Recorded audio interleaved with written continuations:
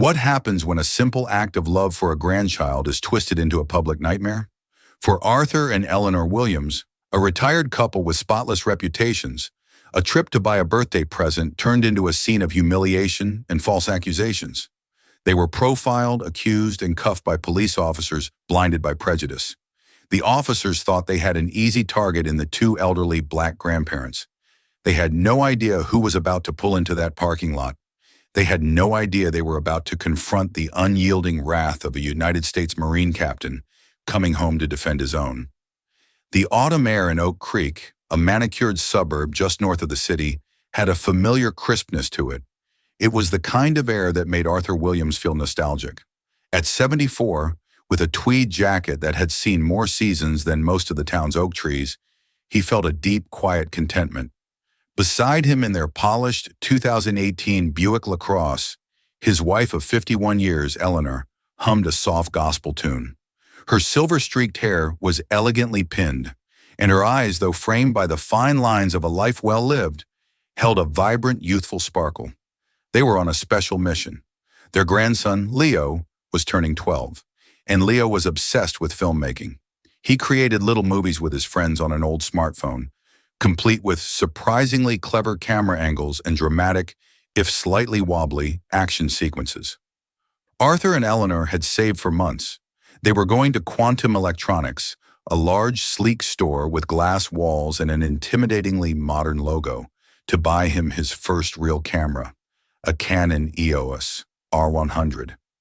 They had researched it meticulously, comparing specs and reading reviews. It was more than a gift. It was an investment in a dream. "Are you sure this is the place, Artie?" Eleanor asked, peering at the massive storefront. "It looks so expensive." Arthur chuckled, his voice a warm, gentle rumble. "It is expensive, Elle. That's why we've been putting money in the Leo's Future Director Fund jar for 6 months. The boy has a gift. We need to nurture it." They found a parking spot near the entrance and walked hand in hand into the store. The inside was bright white and cool, with rows of gadgets displayed like museum artifacts. Cheerful pop music played softly overhead. For a Tuesday afternoon, it was relatively quiet.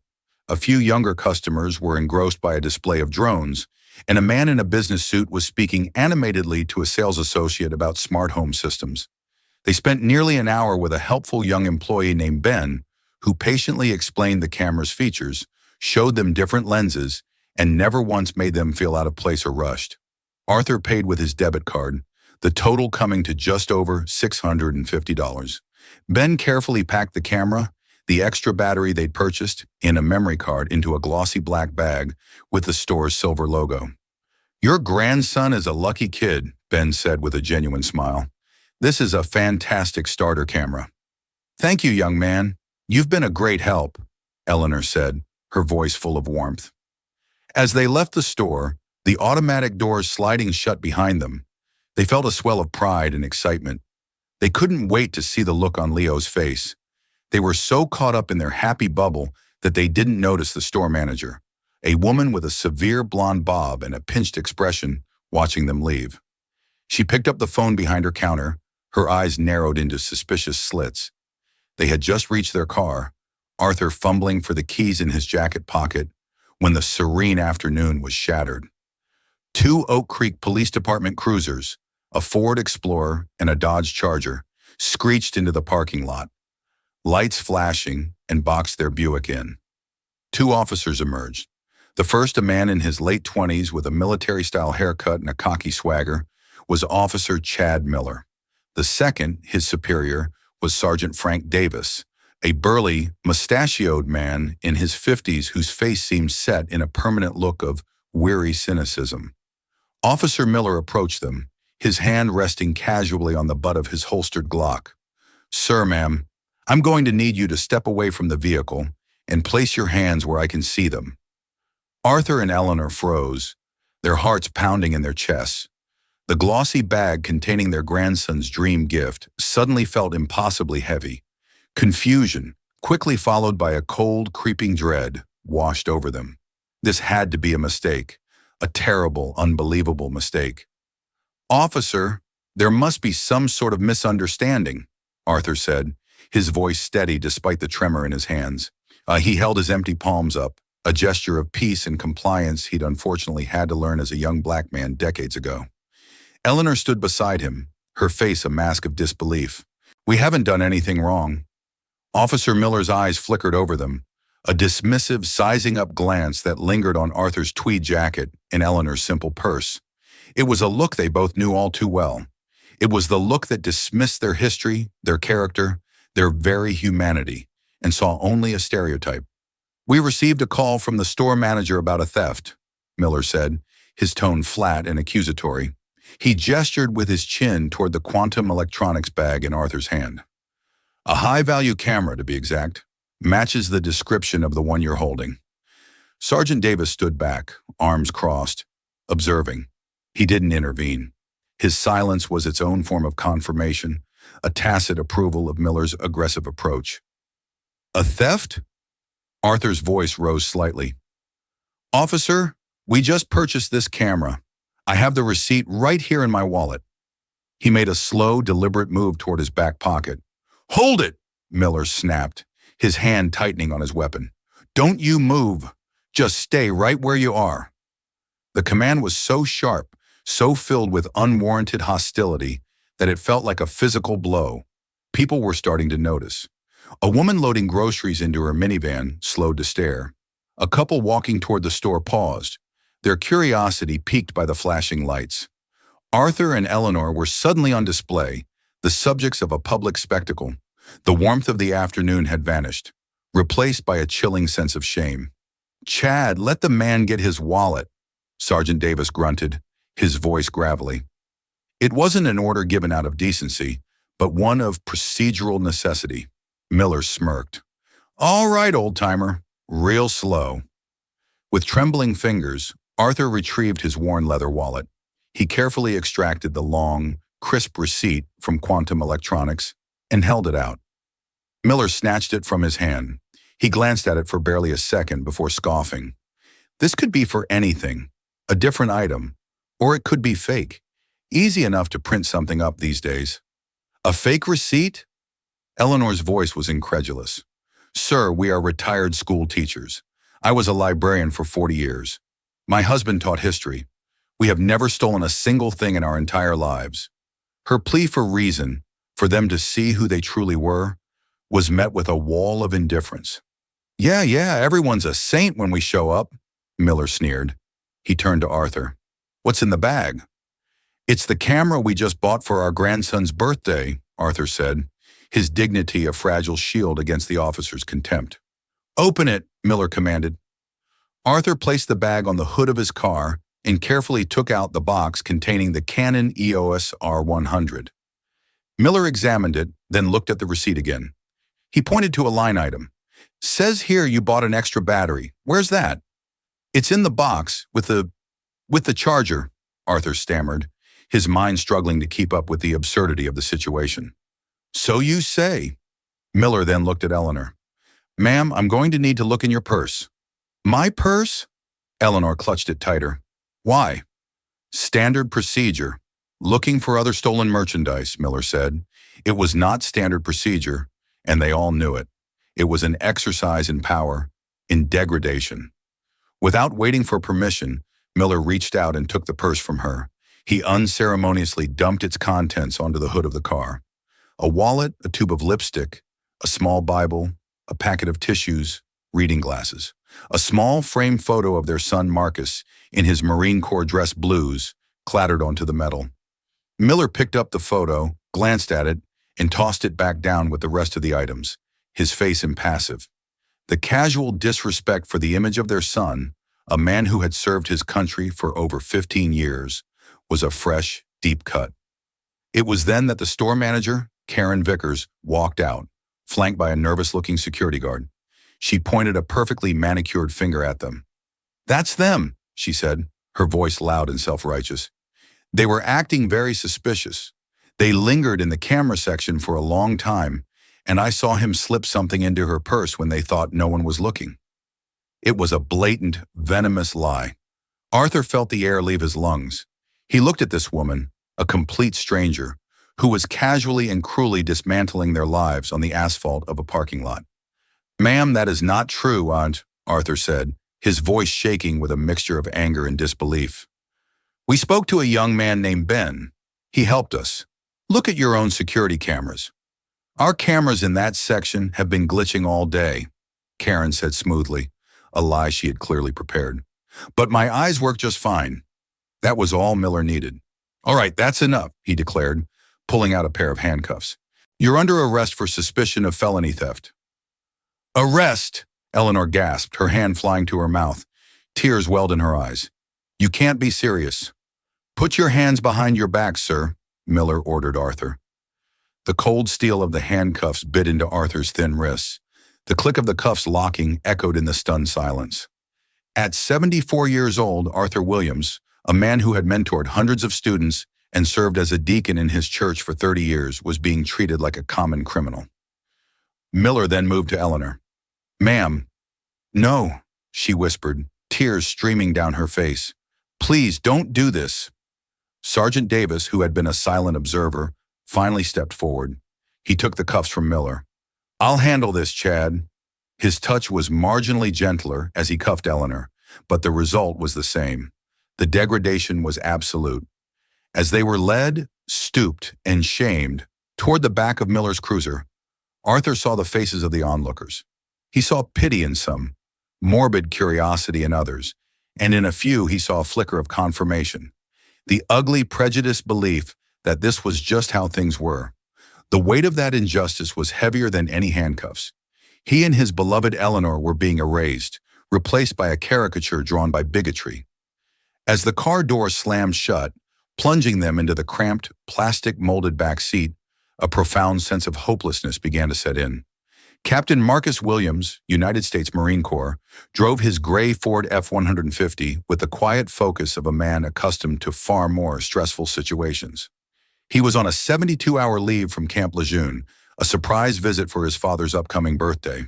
He hadn't told his parents he was coming. He pictured their faces, the shock turning to unadulterated joy. He'd call them when he was a few minutes away, tell them to look out their front window. He smiled at the thought. After 2 tours in Afghanistan and his recent promotion to captain, little in life felt as good as seeing his mom and dad. They were his bedrock, the source of his moral compass. They had taught him integrity, discipline, and the quiet strength of dignity, values the Marine Corps had only sharpened. He was just turning onto the main road that led to his parents' neighborhood when he saw it. Up ahead in the sprawling parking lot of the Quantum Electronics store were the unmistakable flashing blue and red lights of 2 Oak Creek police cruisers. That wasn't unusual. What made his heart slam against his ribs was the car they had boxed in, a pristine, cream-colored 2018 Buick LaCrosse. His parents' car. His blood ran cold. He slowed his truck, his eyes scanning the scene, his training kicking in, assessing every detail with rapid precision. He saw 2 officers. He saw a blonde woman talking with one of them. And then he saw it. The back door of one of the cruisers was open, and a stooped figure, a man in a familiar tweed jacket, was being pushed inside, his father. Then he saw his mother, her shoulders slumped in a way he'd never seen before, being led to the same car. A feeling Marcus hadn't felt since a firefight in Helmand Province seized him. A cold, razor-sharp rage that narrowed the world down to a single objective: protect his family. He didn't speed. He didn't swerve. He pulled his truck into the adjacent parking aisle, turned the engine off, and got out. He moved with an economy of motion that was both unnervingly calm and intensely menacing. He was wearing civilian clothes, jeans, and a simple gray Henley, but he carried himself with an authority that no uniform could bestow. As he approached, Officer Miller was just closing the door on his parents. He was laughing about something with the store manager, Karen. "Excuse me," Marcus's voice cut through the air. It wasn't loud, but it had a quality of command that made everyone freeze. Miller turned, his smile fading into a look of annoyance. "Sir, this is an active police scene. You need to stay back." Marcus ignored him. His eyes were locked on the tinted window of the police cruiser, where he could just make out the silhouettes of his parents' heads. "Those are my parents in your car," Marcus stated. It wasn't a question. "What is going on?" "This is official police business, pal. Move along before I arrest you for obstruction, Miller said, puffing out his chest. He was used to intimidating people. He was not prepared for Marcus Williams. Marcus took another step forward, closing the distance between them. He was taller than Miller, and his physical presence was formidable. "You're not listening," he said, his voice dropping to a low, dangerous growl. "You have detained Arthur and Eleanor Williams. I am their son. You will tell me what crime they have been charged with. Now." Sergeant Davis, sensing the sudden shift in atmosphere, stepped in. The younger officer was out of his depth. "Sir, your parents are under arrest on suspicion of felony theft." Marcus's gaze shifted to Davis. He assessed the older cop in a second, complacent, lazy, letting his hothead partner run the show. "On what evidence?" Marcus demanded. "The store manager witnessed them shoplifting a high-value camera," Davis said, gesturing toward Karen. Marcus's eyes fell on Karen Vickers, who shrank back slightly under his intense scrutiny. Then he looked at the open bag from Quantum Electronics sitting on the hood of his parents' Buick, next to the scattered contents of his mother's purse. He saw his own face staring up at him from the discarded photo frame. A fresh wave of fury, cold and pure, washed over him. He fought it down. Emotion was a liability. He needed to be methodical. "They purchased that camera," Marcus said. "My father would have a receipt." "The receipt he produced could be fraudulent," Miller interjected, trying to regain control. "And the witness statement is enough for probable cause." "So a woman who works on commission," Marcus began, his voice dripping with contempt as he looked at Karen, "makes a baseless accusation against two elderly black patrons. You ignore their receipt. You don't verify with the cashier who sold it to them. You don't review the store's security footage. Instead, you immediately cuff two senior citizens in a public parking lot based on a single, unsubstantiated claim. Is that a correct summary of your police work, Sergeant?" Davis's face reddened slightly. Phrased like that, it sounded bad.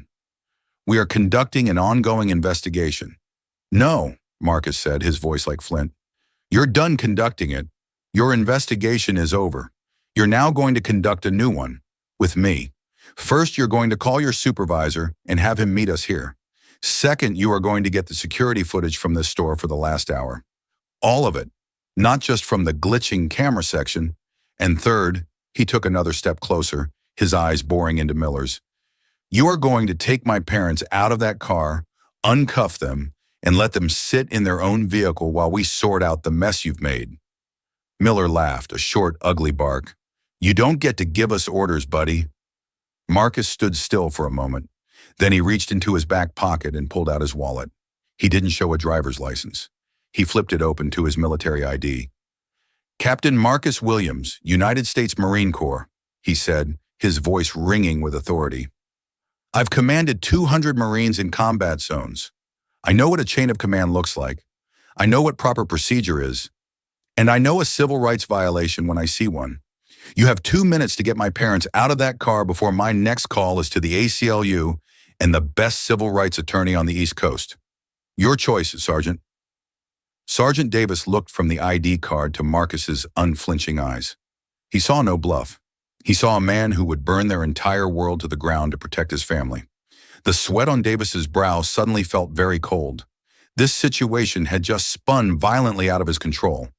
The dynamic in the parking lot had shifted as if a switch had been thrown. The smug confidence of Officer Miller evaporated, replaced by a sullen, resentful silence. Sergeant Davis, a man who had coasted through the last decade of his career by avoiding paperwork and conflict, was now faced with a mountain of both. Karen Vickers, the store manager, looked pale and nervous, her fabricated story beginning to feel like a very flimsy shield. Davis made the call.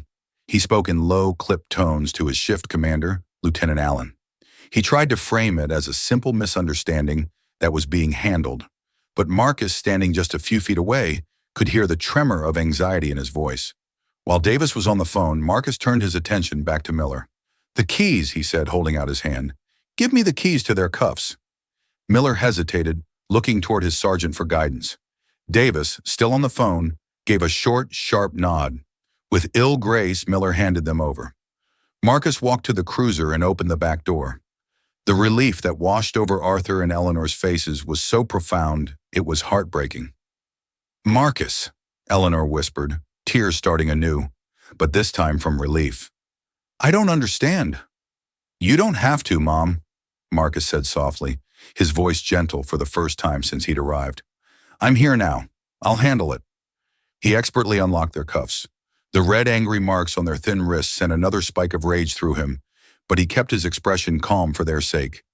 He helped them out of the car, his hands steady and supportive on their elbows. He walked them to their own Buick, opened the doors for them, and made sure they were seated comfortably before closing the doors, giving them a space of privacy and dignity away from the prying eyes of the officers and the growing number of onlookers. He then retrieved his mother's belongings from the hood of the car, carefully placing everything back in her purse, lingering for a moment on the photo of himself before tucking it safely inside. By the time Lieutenant Allen arrived, a weary-looking man with salt and pepper hair, the scene was set. Marcus met him halfway. He gave a brief, factual, and damning account of what he had witnessed and what his parents had told him. He omitted no detail: the dismissal of the receipt, the lie about the glitching cameras, the public humiliation, the refusal to investigate before arresting. "Lieutenant," Marcus concluded, his tone respectful but firm, "my father is a retired history teacher. My mother was a librarian. They have lived in this county for 51 years and have never even had a speeding ticket. The actions of your officers today were not just unprofessional, they were a clear-cut case of racial profiling resulting in false arrest." Lieutenant Allen listened, his face growing grimmer with every word. He looked at Miller, then at Davis, then at the visibly shaken store manager. "Sergeant, get the store's security footage. Now," Allen ordered. "And not just from the manager. I want to speak to your corporate loss prevention. Get them on the phone." Karen Vickers began to stammer. "Well, like I said, the cameras in that section—" "I don't care about that section," Allen cut her off, his patience clearly gone. "I want footage from the front entrance, the checkout counters, and the main floor.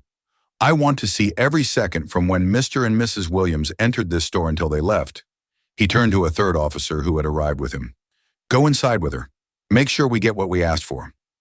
While they waited, Marcus walked over to the young sales associate, Ben, who had been watching the entire drama unfold from a distance, looking horrified. "You're Ben?" Marcus asked. Yes, sir," the young man stammered. "You sold my parents a camera about an hour ago?" "Yes, a Canon EOS R100 and an extra battery and a memory card. They were so nice. They told me all about their grandson, Leo," Ben said, speaking in a rush. "I rang them up myself. I saw him pay with his card. I don't understand why this is happening." "Would you be willing to state that to the lieutenant?" Marcus asked. "Absolutely," Ben said without hesitation. Marcus led him over to Lieutenant Allen, and Ben gave his clear, unwavering account, which directly contradicted the manager's story. The foundation of the accusation was now crumbling into dust. 40 minutes later, the officer returned from the store's security office with a tablet. Lieutenant Allen, Sergeant Davis, Officer Miller, and Marcus huddled around it. Karen Vickers was kept at a distance, looking increasingly ill. The footage was crystal clear. It showed Arthur and Eleanor entering the store. It showed them speaking with Ben for nearly an hour, examining the camera with genuine interest. It showed them walking to the checkout, Ben ringing them up, and Arthur paying with his debit card. It showed Ben handing them the bag. At no point did either of them slip anything into a pocket or a purse. They behaved exactly as any honest customer would. "Keep playing it," Marcus said, his voice cold. They fast-forwarded. The footage from another angle, high on the wall, showed the entire camera section. A few minutes after Arthur and Eleanor began talking to Ben, another man entered the aisle. He was a young white man in a gray hoodie and baggy jeans. He moved quickly, glancing around nervously. He picked up an identical Canon camera box, looked directly at it, and then with swift, practiced ease, shoved the entire box under his hoodie and walked briskly out of the aisle and toward a side exit. The timeline was damning. The actual theft had occurred while Arthur and Eleanor were in plain sight, engaged in a legitimate transaction. But the most incriminating part was yet to come. The camera focused on the main counter showed Karen Vickers. She was looking at a monitor, and the footage showed her watching the man in the hoodie. She saw him. She saw him take the camera. She did nothing. Her eyes then darted over to the elderly black couple laughing with the sales associate. She watched them, her expression hardening. After the man in the hoodie was long gone, she watched Arthur and Eleanor leave the store. Only then, after the real thief had vanished, did she pick up the phone to call the police. She had seen the real crime and ignored it, choosing instead to pin it on the Williamses. The silence that followed the video was deafening. Officer Miller's face was ashen. Sergeant Davis refused to meet anyone's eyes, staring at the ground as if it held the answers to his ruined career. Lieutenant Allen took a deep breath. He turned to Marcus. "Captain Williams, on behalf of the Oak Creek Police Department, Marcus held up a hand. "Don't," he said, his voice dangerously quiet. "Don't apologize to me. You're going to apologize to my parents, and then we're going to talk about what happens next. Because this is not over. Not by a long shot." The revelation from the security footage hung in the air, thick and undeniable. The narrative so confidently constructed by Karen Vickers and Officer Miller had not just been disproven. It had been obliterated, exposing a raw, ugly foundation of prejudice and deceit. Lieutenant Allen, to his credit, acted swiftly. His first move was to walk directly over to the Williamses' Buick. Marcus followed, standing back to give him space. The lieutenant addressed Arthur and Eleanor through the open passenger window, his voice laced with a deep professional shame. "Mr. and Mrs. Williams," he began, his hat in his hands. "My name is Lieutenant Allen. There are no words to properly express how sorry I am for what my officers have put you through today. Your innocence is completely and totally verified. The actions taken here were inexcusable and are not representative of this department's standards. You are, of course, free to go. We will handle everything from here." Eleanor simply nodded, her expression exhausted but resolute. Arthur looked past the lieutenant to his son, a look of immense pride and gratitude in his eyes. "Thank you, Lieutenant," Arthur said, his voice heavy with the emotion of the last few hours. "We just want to go home." As Marcus helped his parents get ready to leave, Lieutenant Allen turned his attention to his subordinates and the store manager. His face was a thundercloud. "Davis, Miller, my office, now. You're both on administrative leave, effective immediately. Hand over your badges and service weapons." The order was barked, leaving no room for argument. Sergeant Davis, looking like a man who had aged 20 years in an hour, complied silently. Officer Miller, however, still had a flicker of belligerent defiance. "Sir, we were acting on the witness's information," he started. "You're on leave, Miller, which means you're to remain silent," Allen snapped, cutting him off. "Internal Affairs will be in touch." He then turned his steely gaze on Karen Vickers, who was now being questioned by another officer. "As for you, ma'am, you just filed a false police report, and based on this evidence, it seems you did so with malicious intent. You might want to find a lawyer." Karen's face crumpled. The self-righteous manager was gone, replaced by a frightened woman who had just realized the catastrophic consequences of her actions. But Marcus wasn't finished. As his parents started their car, he approached Lieutenant Allen one last time. "Lieutenant," he said, his voice low so only Allen could hear. "Administrative leave isn't enough. I want their body camera footage." Allen blinked. "Captain, the store footage was conclusive." "The store footage shows what happened. The body cam footage will show why," Marcus insisted. "It will show their intent. It will record every word they said to my parents, every word they said to each other when they thought no one was listening. It will be the difference between a firing and a criminal conviction for civil rights violations. I'm requesting it formally right now, and I'll be following up with a Freedom of Information Act request tomorrow morning." Lieutenant Allen stared at Marcus, seeing the unbending steel in his eyes. He knew this Marine captain would not let this go. He was going to see it through to the end, no matter what. "I'll have it pulled," Allen conceded with a sigh. The next 48 hours were a whirlwind. The Williams family retained the services of a top civil rights attorney, a man Marcus had been given the name of by a contact in the Judge Advocate General's Corps. The local news got wind of the story, and it exploded. "Decorated Marine Captain intervenes as local police falsely arrest elderly parents" was the headline that flashed across the state. The body camera footage was the final devastating nail in the coffin for Miller and Davis. As Marcus and their lawyer watched it in a sterile office, the audio painted an even more sickening picture than the security video. It began in Miller's car as they were driving to the scene.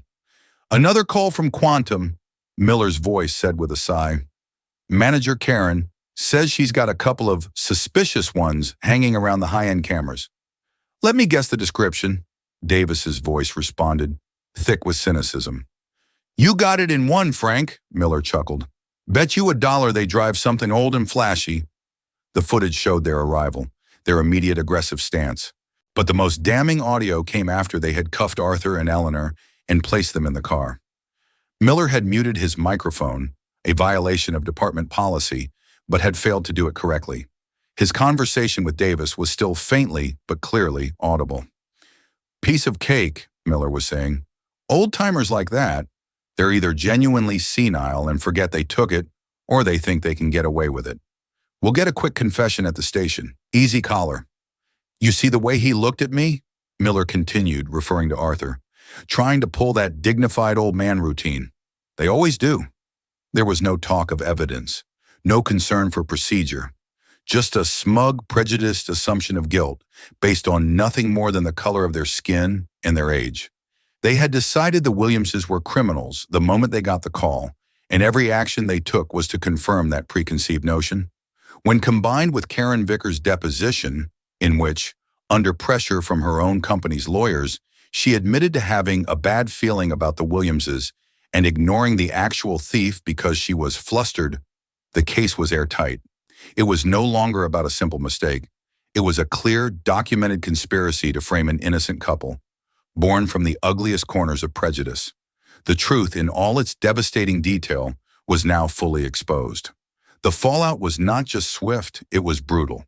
The gears of justice, once kick-started by Captain Marcus Williams, began to grind with relentless efficiency, and the karmic blowback for the three individuals responsible was devastating. For Officer Chad Miller, his career in law enforcement was over before it had barely begun. The internal affairs investigation, bolstered by the body cam footage and Marcus's formal complaint, was a slam dunk. The Oak Creek Police Department fired him for gross misconduct, violations of protocol, and conduct unbecoming an officer. But it didn't end there. The county district attorney, facing immense public pressure and a rock-solid case presented by the Williams family's attorney, pressed criminal charges. Chad Miller was charged with 2 counts of filing a false police report, 2 counts of unlawful restraint, and, most seriously, a federal charge for deprivation of civil rights under color of law. 6 months later, he pleaded guilty to avoid a longer sentence, was sentenced to 18 months in federal prison, and was stripped of his ability to ever work in law enforcement again. His smug smirk in the parking lot was replaced by a hollow, defeated look in his mugshot. For Sergeant Frank Davis, his was a quieter but in many ways more tragic downfall. He wasn't the aggressive instigator, but his complicity was his undoing. The investigation found that as the senior officer on scene, he had a duty to de-escalate, to ensure proper procedure was followed, and to correct his subordinates' flagrant violations. He did none of those things. He stood by, allowed it to happen, and in doing so, endorsed it. He was found guilty of dereliction of duty and neglect of a subordinate. He was forced into retirement, but the police pension board, citing the criminal nature of the incident, voted to strip him of his pension. After 31 years on the force, Frank Davis left with nothing. He lost his home to foreclosure within a year and was last seen working as a night watchman for a storage facility, a ghost of the authority figure he once was. For Karen Vickers and Quantum Electronics, the corporate hammer came down hard. The moment the security footage was verified, Quantum Electronics' corporate office went into full damage control. Karen Vickers was fired immediately.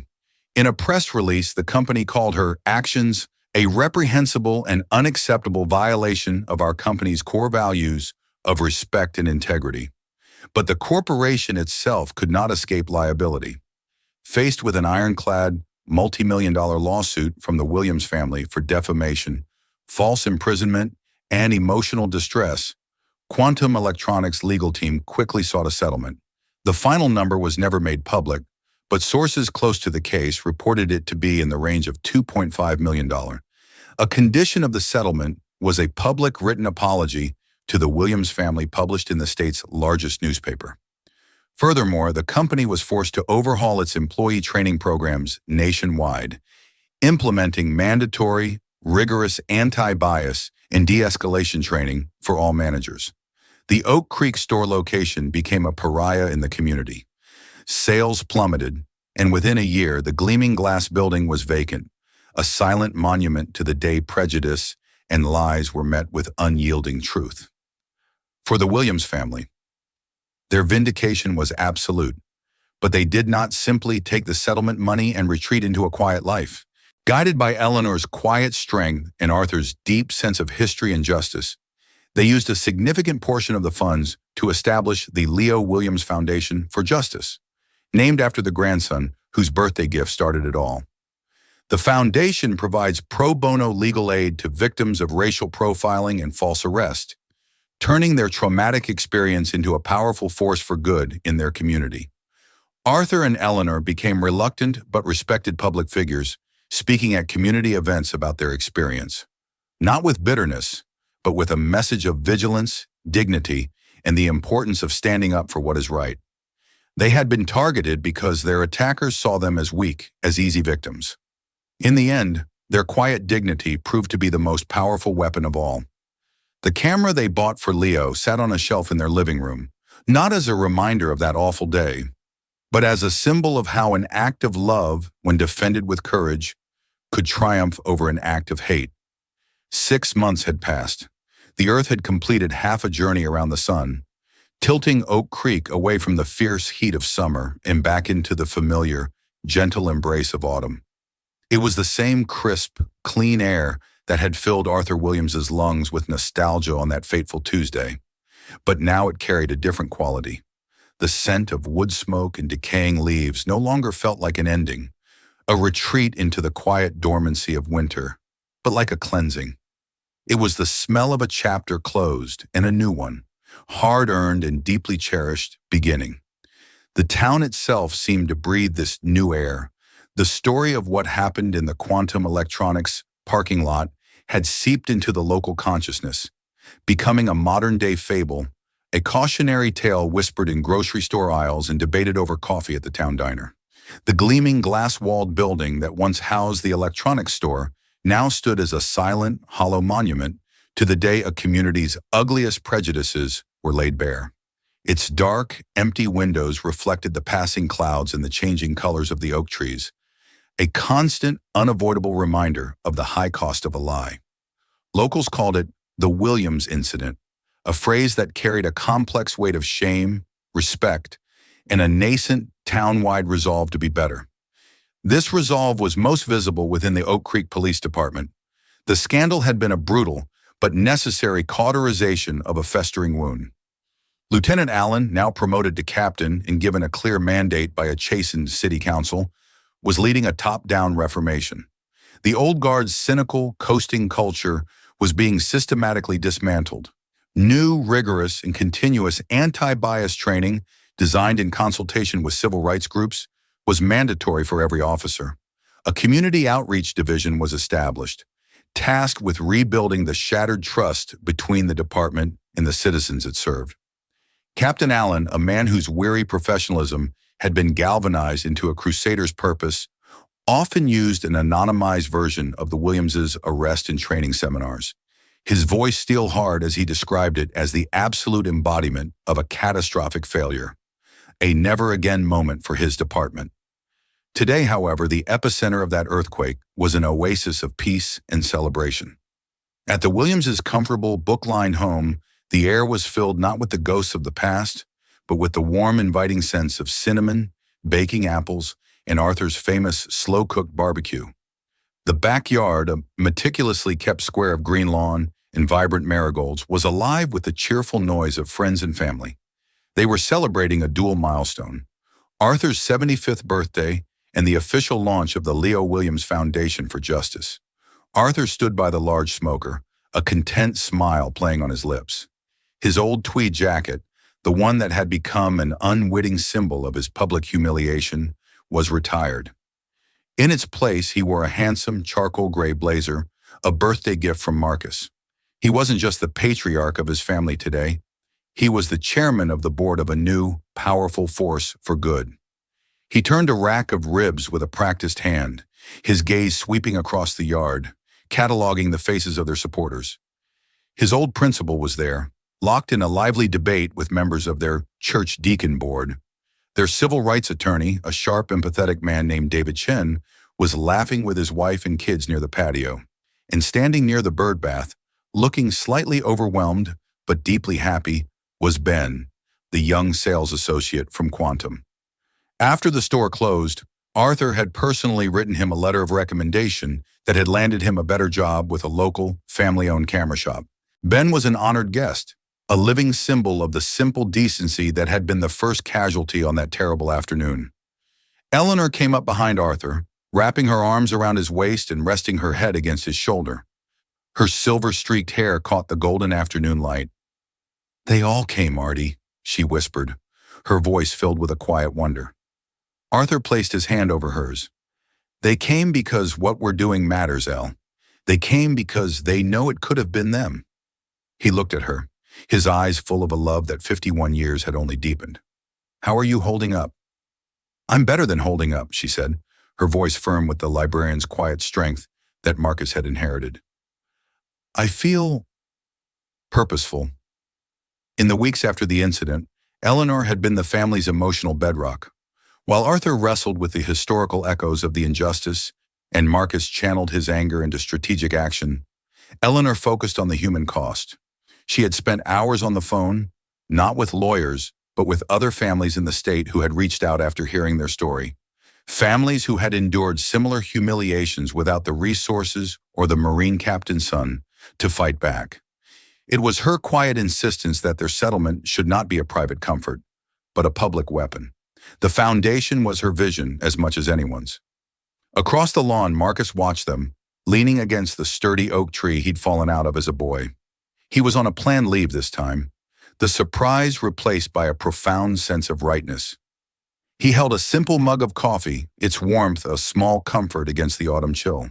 He saw the genuine peace on his parents' faces, a peace he had fought to restore. The fight had been ugly, exhausting, and had stirred a rage in him that felt dangerously primal. It was one thing to face a declared enemy on a foreign battlefield. It was another thing entirely to face an insidious, smiling prejudice at home, aimed at the two people who constituted his entire world. This battle hadn't been won with a rifle or a tactical plan, but with cellular data, video footage, and the unbending steel of his resolve. He had learned that a Freedom of Information Act request, wielded correctly, could be as powerful as an airstrike. His father caught his eye and beckoned him over. "Captain," Arthur said, his voice brimming with pride, "come settle a debate for your old man. My principal here thinks the turning point was the security footage. I maintain it was when you showed them your military ID." Marcus smiled and shook the principal's hand. "Respectfully, sir, you're both wrong," he said, his gaze shifting to his father. "The turning point was when you and Mom decided 51 years ago to build a life based on integrity. It was when you taught me that our name, our character, was the only thing no one could ever take from us. Everything else was just a tactic to defend that truth." Arthur's eyes welled slightly. He clapped his son on the shoulder, a wordless gesture of overwhelming love and gratitude. The center of the party's gravity, however, was not the celebrated elders or the decorated son. It was a 12-year-old boy with a shock of black hair and a look of intense concentration on his face. Leo, the budding filmmaker, the unwitting catalyst for this entire saga, was in his element. He moved through the crowd with the Canon EOS R100, the camera now feeling like a natural extension of his arm. It was no longer just a birthday gift. It was a legacy, a tool, a responsibility. He wasn't just passively recording the event. He was creating a document. He was conducting short, earnest interviews, his voice barely audible over the party's hubbub. He pulled his great-aunt aside and asked her to tell the story of when his grandfather stood up to a segregated bus driver in 1968. He cornered Ben and asked him, "What did you think when you first saw my grandparents?" Ben, flustered but charmed, answered honestly, I thought they looked like they were very much in love and really excited to buy a present for their grandkid. Later, Leo approached Marcus, who was now sitting on the porch steps. Uncle Marcus, he began, framing the shot carefully. Can you tell me, were you scared that day? Marcus looked at his nephew, truly seeing him for the first time not as a child, but as the future storyteller of their family. He considered the question with the seriousness it deserved. Scared isn't the right word, Leo, he said slowly. In combat, you feel fear because things are chaotic and unpredictable. When I saw what was happening to Grandma and Grandpa, I didn't feel fear. I felt clarity. I saw a wrong that had to be righted. I had a clear objective, and I will never, ever be scared of doing what's right for our family. Leo nodded, absorbing the answer. He held the shot for a moment longer, then whispered, Thank you, before moving on, his mind already editing the scene. As the afternoon sun dipped below the horizon, painting the sky in strokes of orange and purple, the party began to wind down. Eleanor insisted everyone gather on the large, screened-in porch. A projector screen had been set up, and Leo, with a nervous pride, announced he had something to show them. He clicked a button on his laptop, and the screen flickered to life. It was the film he had been shooting all day, but it was so much more than a simple home movie. It was a beautiful, poignant montage, skillfully edited to a gentle piano score. He had woven in shots of the party, of people laughing, eating, and embracing, with scanned images from old family albums. There was Arthur in his dusty classroom, a younger Eleanor surrounded by stacks of books in her library, their wedding photo from 1974, a picture of a tiny Marcus taking his first steps. He intercut these with his new interview footage, Ben's earnest face, his great-aunt's knowing smile, his uncle's resolute gaze. The film told a story not of trauma, but of character. It was a visual argument, presenting incontrovertible evidence of a life well lived, of a family built on love, faith, and quiet dignity. The final sequence was a slow, deliberate zoom into a shot Leo had taken earlier in the day. It was Arthur and Eleanor standing by the now empty grill, her arms around his waist, his hand covering hers. They were looking directly at their grandson behind the camera, and their faces were alight with a love that was both deeply personal and universally understood.